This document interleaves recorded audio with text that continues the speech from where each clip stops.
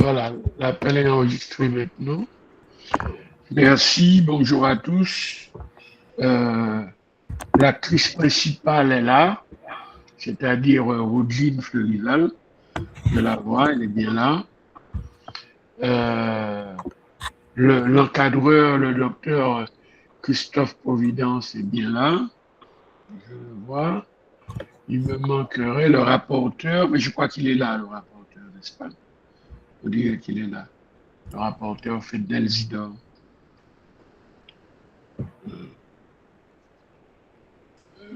Donc, voilà. Donc, si vous voulez bien, il est l'heure précise, 17h40. Hein? Alors, nous avons mademoiselle Audeline Feu-Rival qui doit nous présenter le travail sur lequel elle a travaillé, qui s'intitule Impact de la corruption sur le système pénal haïtien. Donc, nous commençons à l'heure.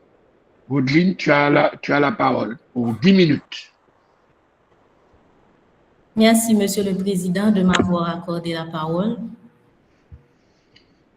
Monsieur le Président du jury, Messieurs les membres du jury, chère assistance, c'est avec un réel honneur que je me présente aujourd'hui devant vous pour vous présenter mon travail de recherche intitulé « Impact de la corruption sur le système pénal haïtien ». Ce travail de recherche a été réalisé sous la direction du docteur Christophe Providence. Avant d'entrer dans le vif du sujet, permettez-moi de vous présenter brièvement le déroulement de mon exposé. Nous commencerons par l'introduction, puis nous verrons la question de recherche, les objectifs, la méthodologie, les limites de la recherche, les principaux résultats obtenus, les recommandations et ensuite la conclusion.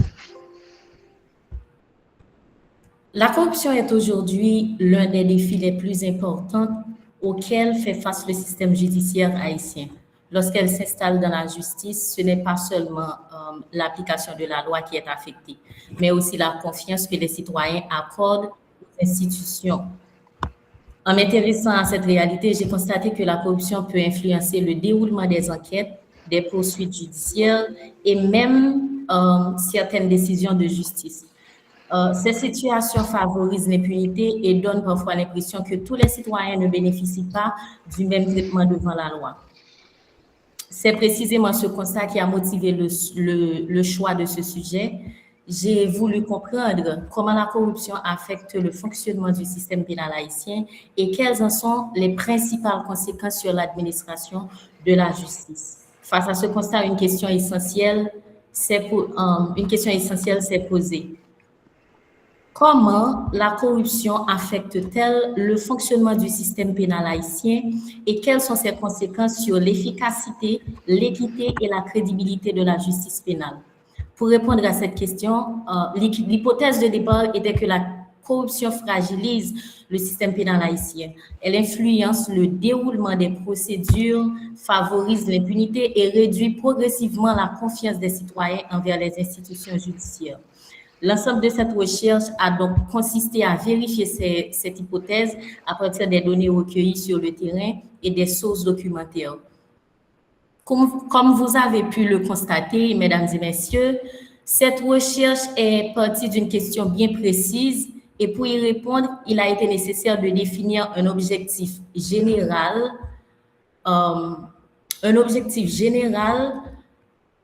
ainsi que plusieurs objectifs spécifiques qui ont guidé l'ensemble de cette étude. L'objectif général était d'analyser les impacts de la corruption sur le système, sur le fonctionnement du système haïtien. Plus précisément, il s'agissait d'identifier les principales formes de corruption, d'en comprendre les causes, d'évaluer leurs conséquences sur la justice pénale et de proposer quelques pistes de réforme. Pour atteindre ces objectifs, il a été nécessaire d'adopter une méthodologie adaptée. Afin de répondre à la question de recherche, une approche qualitative a été retenue. Elle a permis d'analyser les réalités liées à la corruption dans le système pénal haïtien à partir des perceptions et des expériences des personnes interrogées. Les données ont été collectées grâce à une recherche documentaire et à un questionnaire administré sur Google Forms, un outil technologique qui s'explique par sa facilité d'accès, la disponibilité des répondants, le respect d'une confidentialité relative, ainsi que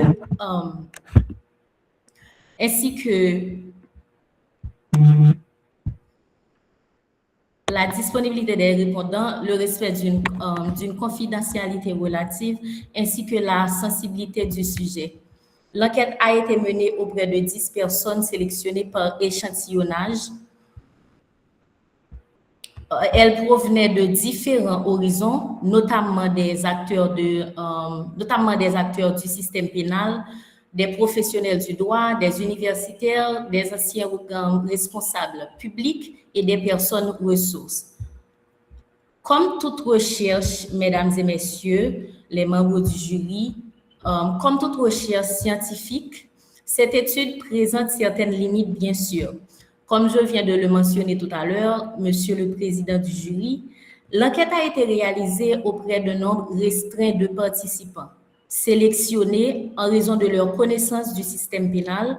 Ensuite, elle s'est limitée à la juridiction de Jacmel, ce qui ne permet pas de généraliser les résultats à l'ensemble du territoire haïtien. Donc, certains constats reposent sur les perceptions des répondants, lesquels ont été confrontés aux sources documentaires afin de renforcer la crédibilité. Malgré ces limites, les informations obtenues se sont révélées suffisamment pertinentes pour répondre à la question de recherche. Mesdames, Messieurs les membres du jury, permettez-moi de vous présenter les principaux résultats de cette étude. L'analyse des données recueillies met en évidence plusieurs constats importants. Tout d'abord, les formes de corruption les plus fréquemment identifiées sont les pots de vin, le trafic d'influence, le favoritisme et l'abus de fonction. Ces pratiques compromettent la transparence et l'impartialité des institutions judiciaires. Les résultats montrent également que la corruption perturbe le déroulement normal des enquêtes et des poursuites. Elle peut entraîner des retards, favoriser la manipulation ou la disparition de certains dossiers et rendre plus difficile l'établissement de la vérité judiciaire.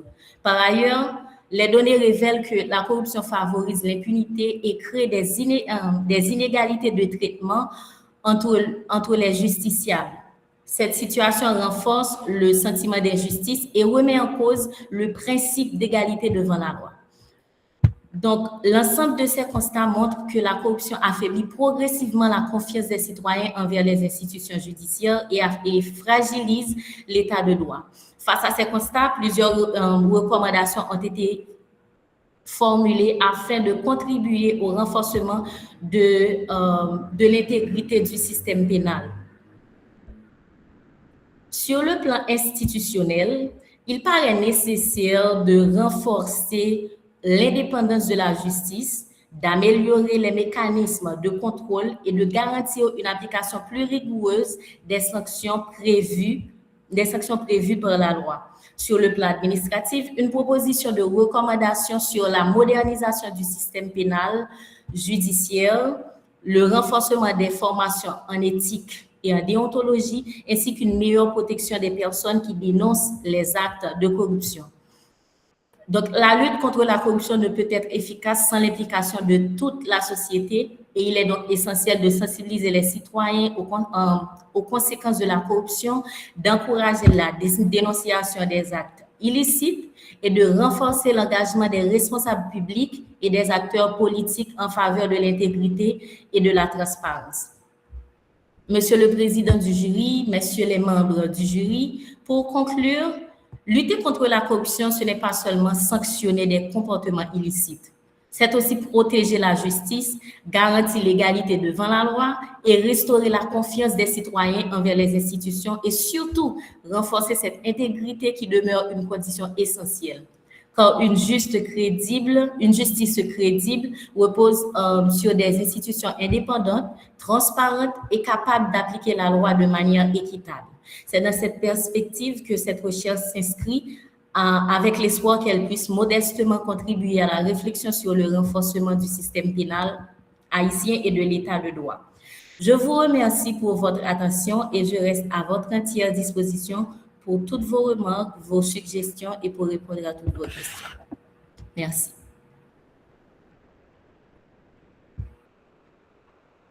Merci, Woodline, pour ton exposé. Tu t'exprimais clairement, tant mieux. Alors, ton document a essayé de respecter les règles du jeu. Hein?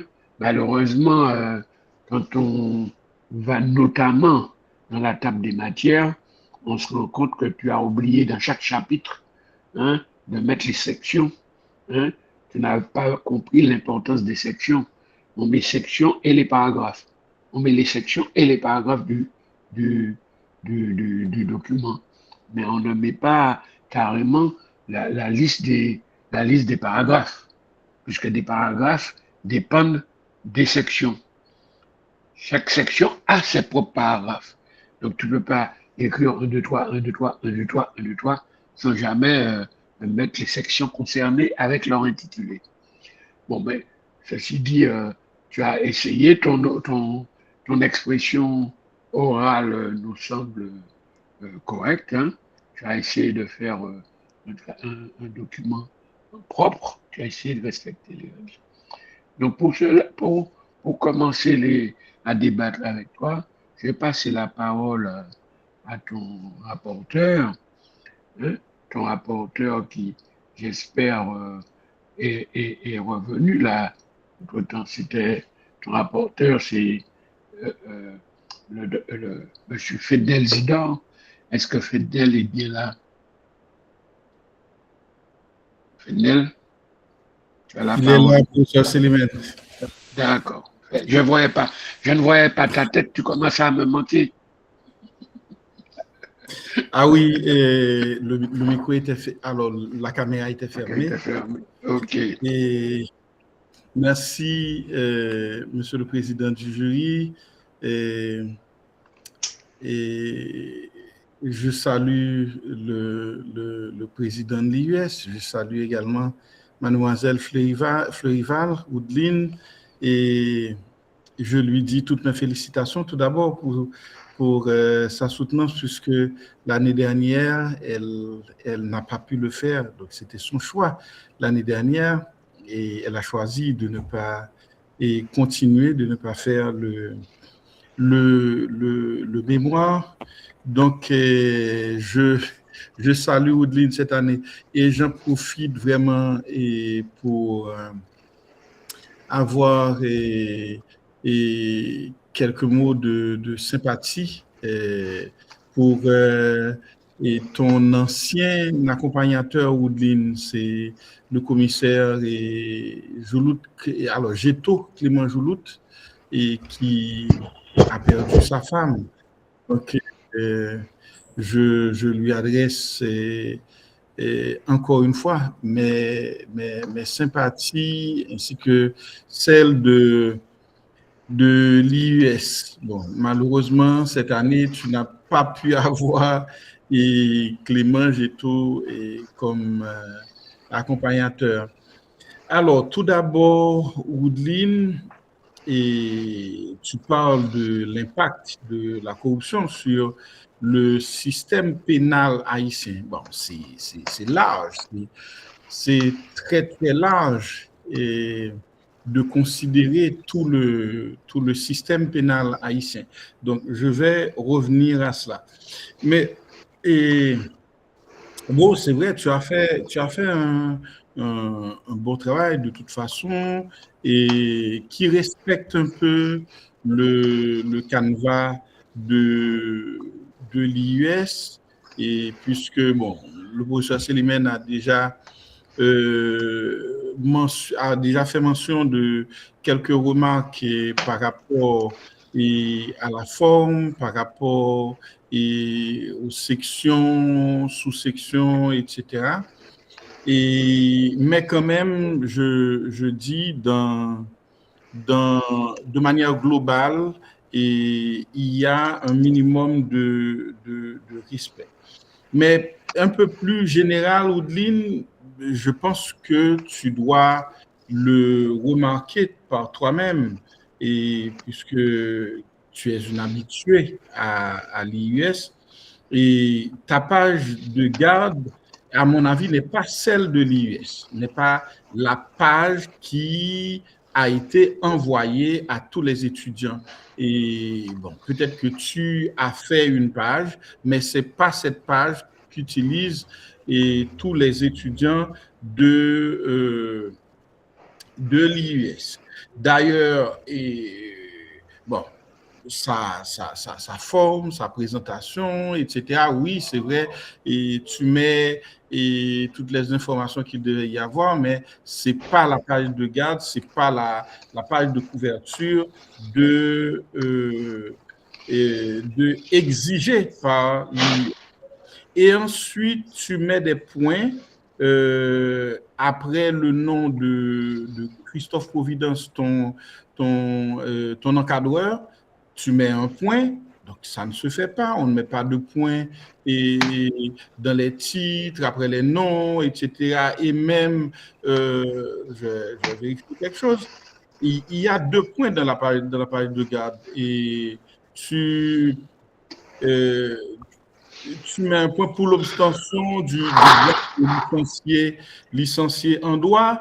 Je crois que tu mets un point après. Donc, je comprends qu'il y a de ton côté, Oudeline, un manque de soucis par rapport au travail. Je sais que tu peux faire mieux, mais je trouve qu'il y a ce manque de soucis qui a caractérisé le fait que tu n'as pas fait le travail l'année dernière et bon, tu le fais cette année, mais il y a un manque de soucis. Il y a un point après le titre, il y a un point après et sous la direction du docteur Christophe Providence, il y a un point pour l'obtention du grade et de licence en droit. D'ailleurs, on ne dit pas du grade de licence en droit, c'est du grade de licencié en droit.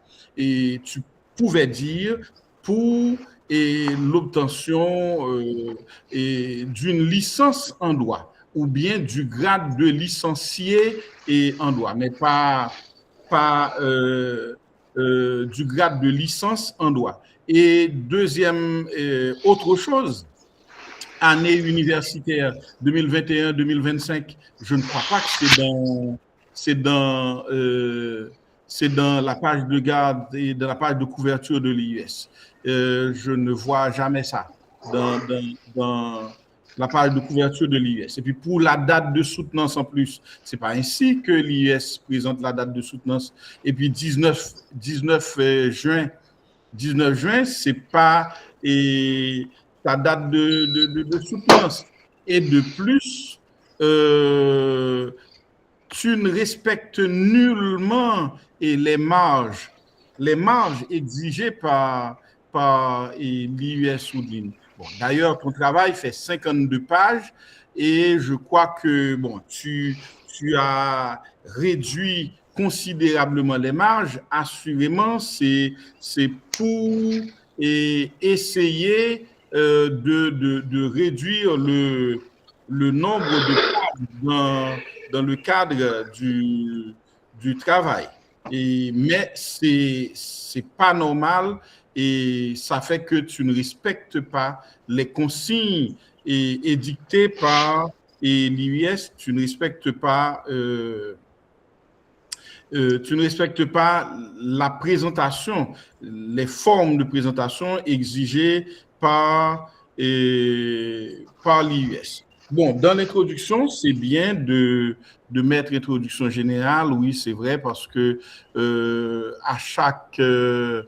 à chaque chapitre et même chaque section, l'IUS exige qu'il y ait au moins une phrase d'introduction et c'est bien de mettre introduction générale. Mais tu as mis également conclusion tu as mis également conclusion générale. Donc, c'est pas recommandé ou d'une conclusion générale. Tu ne fais que faire une seule conclusion. Et puis, dans l'introduction, dans la problématique, je dirais mieux, ta présentation de la partie méthodologie, et je trouve que c'est très chiche, très, très chiche. Donc, j'espère que tu pourras, d'ailleurs, dans le corps du travail, tu consacres un chapitre à la méthodologie, alors que là, tu ne fais que faire une phrase pour la méthodologie. Donc, je trouve que c'est très chiche. Et je reviens par rapport à ce chapitre sur la méthodologie. Moi-même, je pensais que tu allais circonscrire sur une zone bien déterminée ton travail, et là, tu aurais pu présenter la zone, etc. Bon, ok, présenter les méthodes, la méthodologie utilisée, et puis présenter la zone réservée pour la zone choisie pour le travail, et puis peut-être les résultats. Parce que moi j'aime toujours que les étudiants présentent les résultats dans le 3e chapitre, ainsi que les analyses des résultats. Mais tu as tout présenté en termes de résultats dans le 1er chapitre. Et alors, dans le 2e chapitre, pardon, et puis tu as fait les analyses dans le 3e chapitre, ce qui n'est pas à condamner, et bien entendu. Alors, parler de la corruption et le système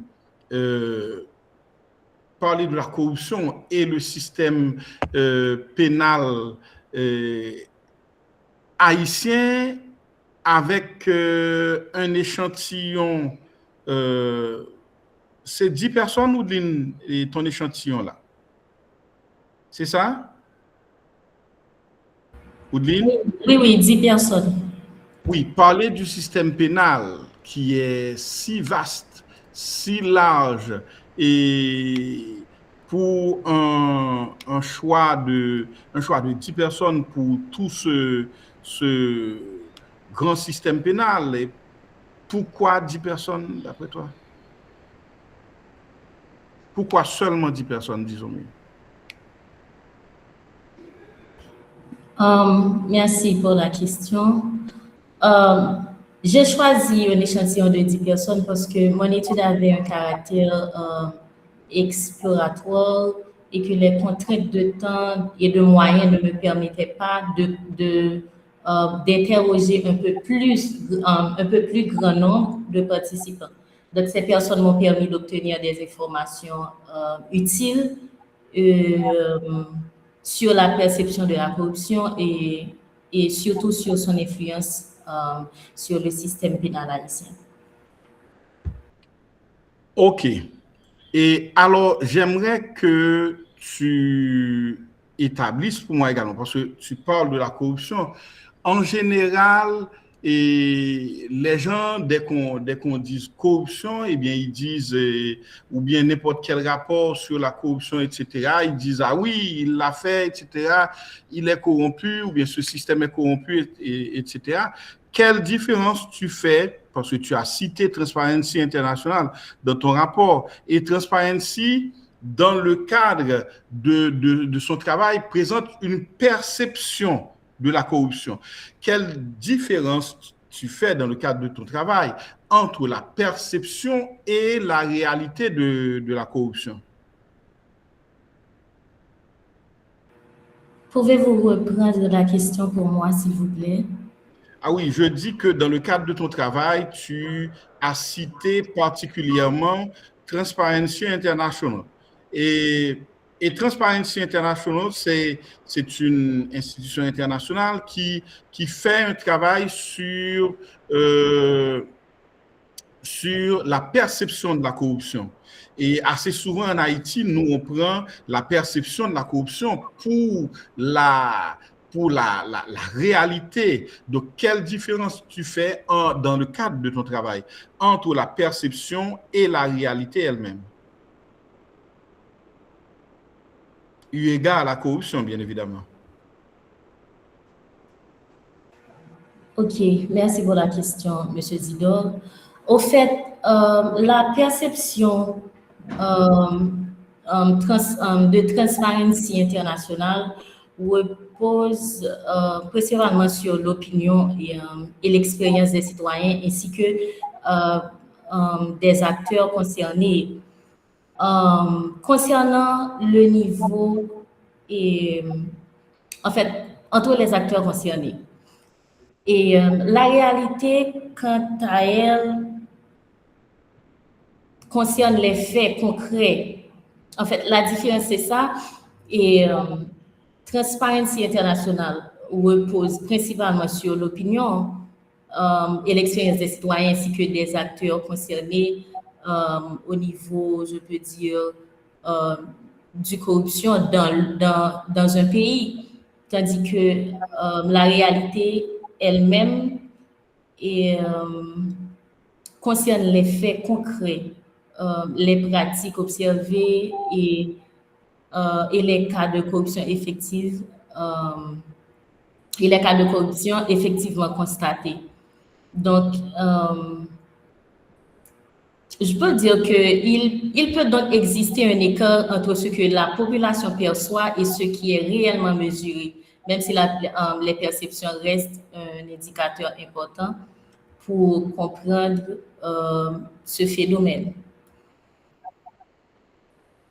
Ok, mais à quel niveau de ton travail, Woodline, tu nous laisses comprendre qu'il y a une différence entre la perception de la corruption et la corruption elle-même dans son réel?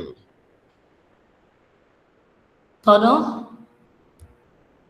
Alors, je te demande à quel niveau et à quelle étape dans le cadre de ton travail tu nous montres que tu fais ce distinguo entre la corruption entre la perception de la corruption et la réalité de la corruption.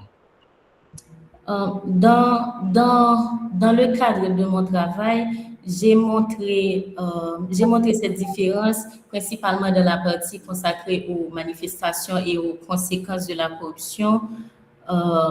La perception, bien sûr, et comment dire, en fait, la corruption elle-même correspond aux actes concrets. Alors, j'ai fait la différence dans la partie consacrée aux manifestations et aux conséquences de la corruption. Ok. Bon, dernière question. Et tu fais un mémoire sur le droit et impact de la corruption, c'est le titre de ton travail, impact de la corruption sur le système pénal haïtien. Bon, tu te veux être démonstrative, mais où se situe le droit dans ton travail? Fais-moi voir un peu, fais-nous voir le droit dans le cadre de ton travail.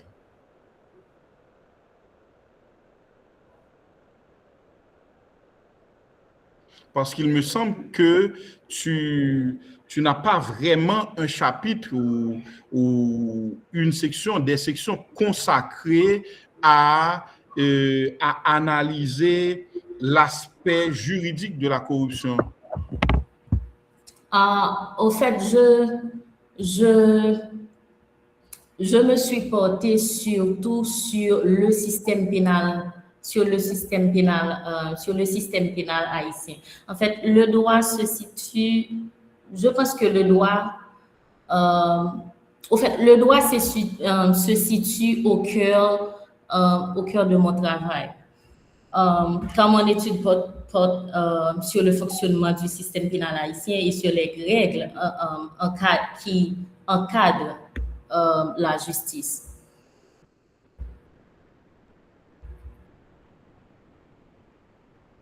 Ok, merci Oudline. Et Monsieur le Président, je n'ai plus de questions. Et bon, j'espère que tu vas travailler et tu vas mettre la main au travail pour le peaufiner beaucoup plus, et tu vas mettre beaucoup plus de Oudline à faire le travail, parce que je sais que tu peux. D'accord, merci Monsieur le rapporteur. Et merci Oudline. Avant de te poser 2 questions, je vais passer, je voulais entendre, non, je vais te les poser une fois pour toutes, et comme ça, ton directeur pourra venir éventuellement à ton secours, si nécessaire. Dis-moi, tu as parlé vers la fin de ton exposé, quand tu rentrais dans les résultats, dans tout ça, tu parlais des recommandations comme création de textes. À ton avis, qu'est-ce qui serait plus important, d'autres textes à créer, d'autres lois à créer, ou l'application des textes déjà en vigueur? Qu'est-ce qui est pour toi plus urgent? L'application nette. Attends, tu auras la parole. L'application nette du droit. Est-ce que c'est ça qui te paraît le plus important? Ou la création d'autres lois pour lutter contre la corruption? Ça, c'est ma première question.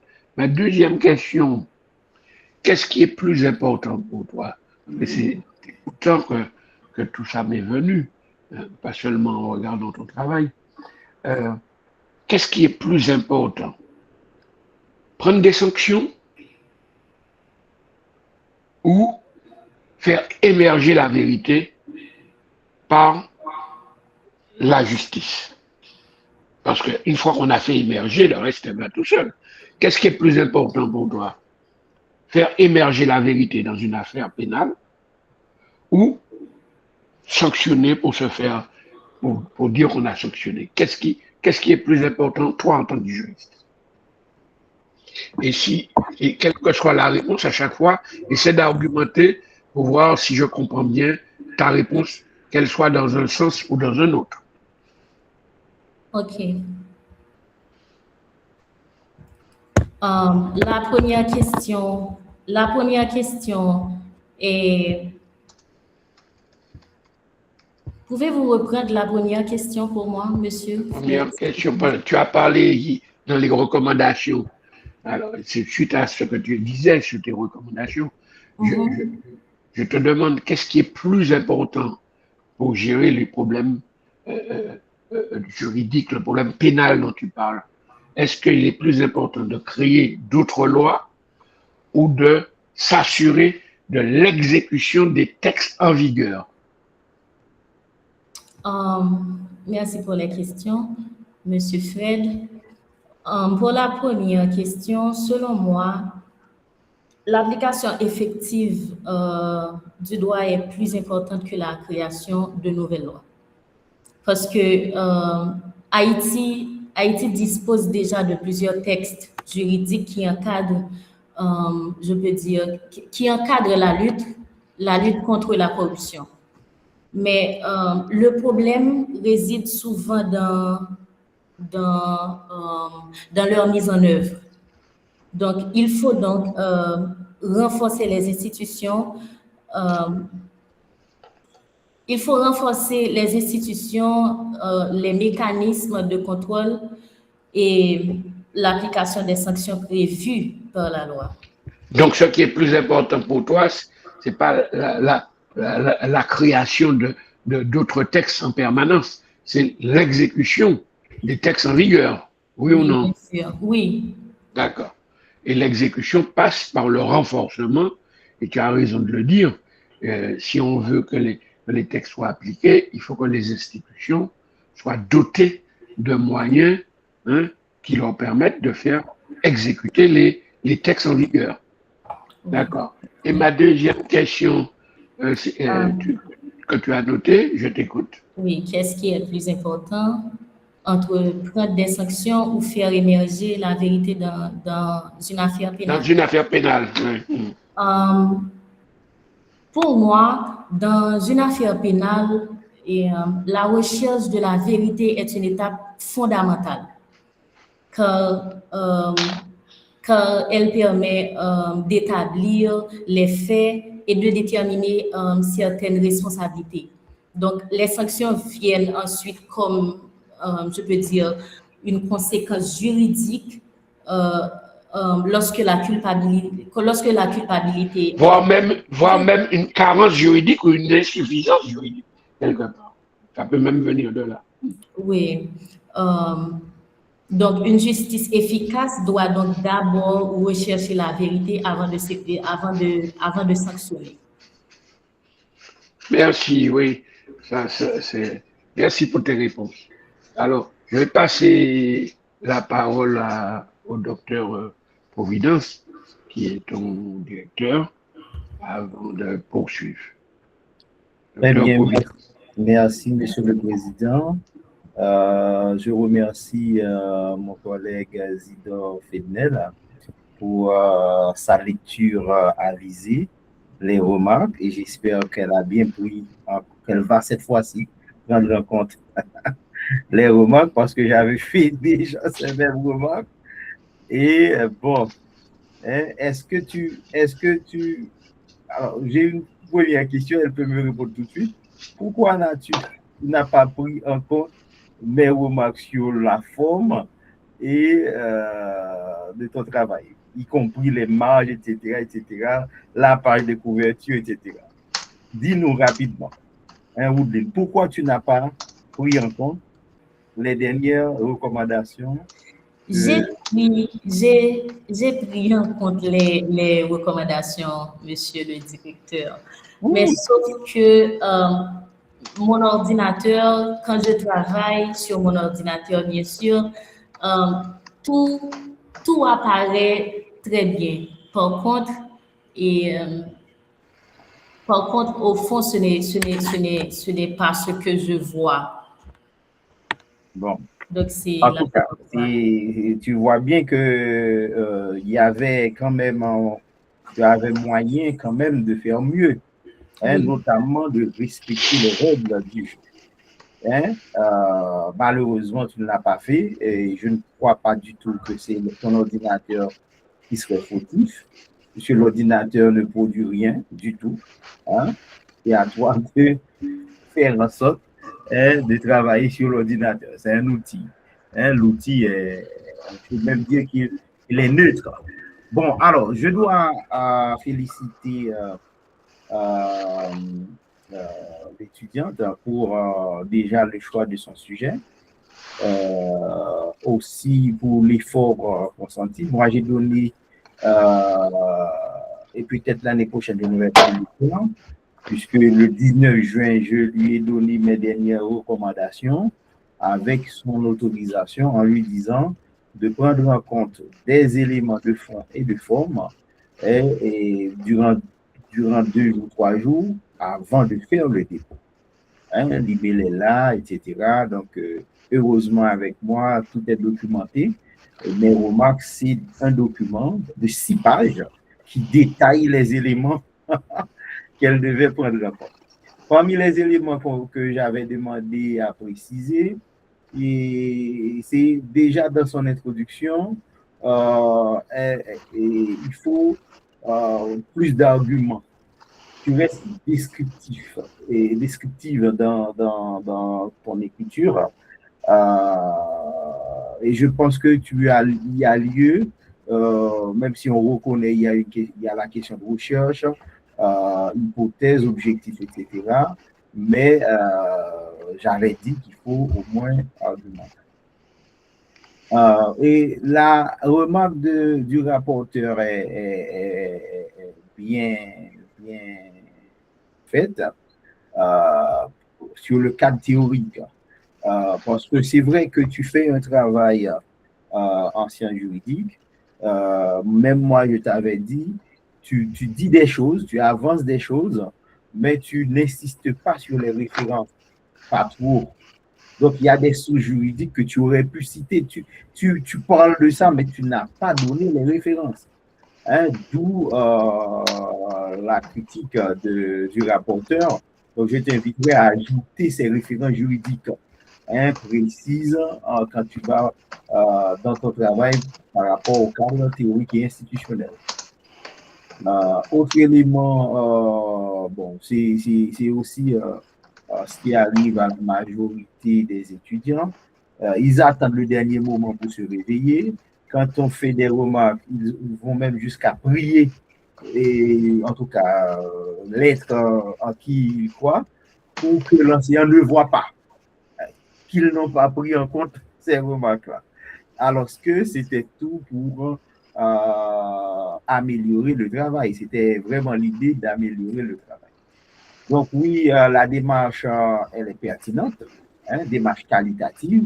Il ne s'agit pas de faire de généraliser quoi que ce soit. Il s'agit de travailler sur la perception. Voilà. Mais l'étudiante, tantôt, elle a, dans son travail, il faut corriger ça. Tu parles de 10, tantôt tu parles de 11 participants. Attention, je t'invite à corriger ça parce que sinon, voilà. Et puis, ce que j'avais demandé à l'étudiante, c'est d'exploiter davantage les données de terrain. Pourquoi? Parce que certes, elle a pu identifier des notions clés en matière de tendance, en tout cas, à la corruption, pot de vin, trafic d'influence, favoritisme, etc. Même intervention publique et impunité. Elle a pu, voilà, mais elle aurait pu s'appuyer sur ce que les répondants disaient davantage, reprendre quelques paragraphes, même quelques paragraphes, et tout de suite par la suite, analyser et interpréter. Ça aurait vraiment renforcé ton texte. Et toute la portée juridique aussi serait à chaque fois, pendant que tu fais ton analyse, tu aurais pu faire référence à des textes juridiques concernant ce que disaient les personnes interrogées. Donc, je t'ai pourtant dit ça, mais j'ai l'impression que, comme Zidore le dit, tu fais plein de choses et tu n'as pas, surtout sur la dernière ligne droite, tu n'as pas pu prendre en compte les recommandations. Et j'insiste là-dessus, tu ne les as pas pris en compte. Et même pour ta table des matières, hein, j'avais clairement dit dans mes recommandations, oui, mais pourquoi tu n'as pas pris en compte les sections, les types de sections? D'accord? Alors, ce que j'ai montré pourtant comment faire les citations, comment faire les références dans les corps du texte, comment générer automatiquement la bibliographie de Word et comment générer également la table des matières. Et pareil pour les illustrations que tu as, et tu sais comment faire. Moi, je ne comprends pas pourquoi l'étudiant qui peut aller chercher le maximum et se contente d'un minimum. Hein, vraiment, je ne comprends pas. Mais il faut t'organiser davantage, il faut prendre en compte les remarques et améliorer ton travail. Donc, je te félicite pour quand même le fait que tu es allé jusqu'au bout, même si tu n'as pas profité d'ailleurs, tu aurais dû déposer ton mémoire le 15. J'ai accepté de te donner mon autorisation avec des remarques à faire le 19 et tu as déposé ton texte le 23. Malgré ça, tu n'as pas pris en compte les remarques. Voilà, donc, bon, ben, j'espère que tu ne vas pas... Là, il y a du potentiel, mais tu dois vraiment mieux t'organiser. Hein. C'est vraiment ça qui pose problème aux étudiants, c'est une certaine organisation du travail. Voilà, merci, Monsieur le Président, pour Merci. ça. Voilà. Merci, Monsieur le Directeur. Oui, j'espère que l'étudiant a bien saisi. Il y a je pourrais dire 3 éléments clés. La relecture du document pour qu'elle respecte strictement de la page de couverture jusqu'à la table des matières, qu'elle respecte un peu les normes exigées par l'établissement. Deuxième remarque, mieux exploiter les données qu'elle a en main, ne pas les bâcler.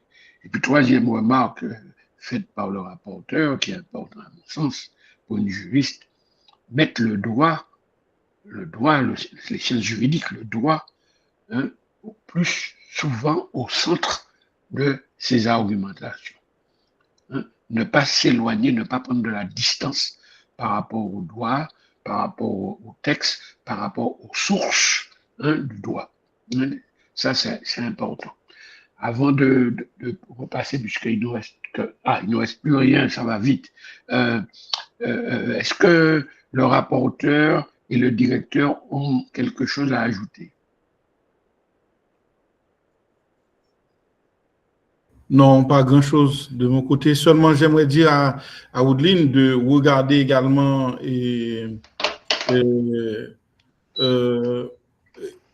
la méthode APA suggérée par l'IUS parce que je trouve qu'elle ne la respecte pas.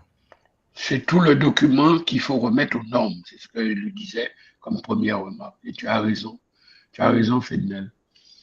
Et donc, docteur Providence, ça va pour toi?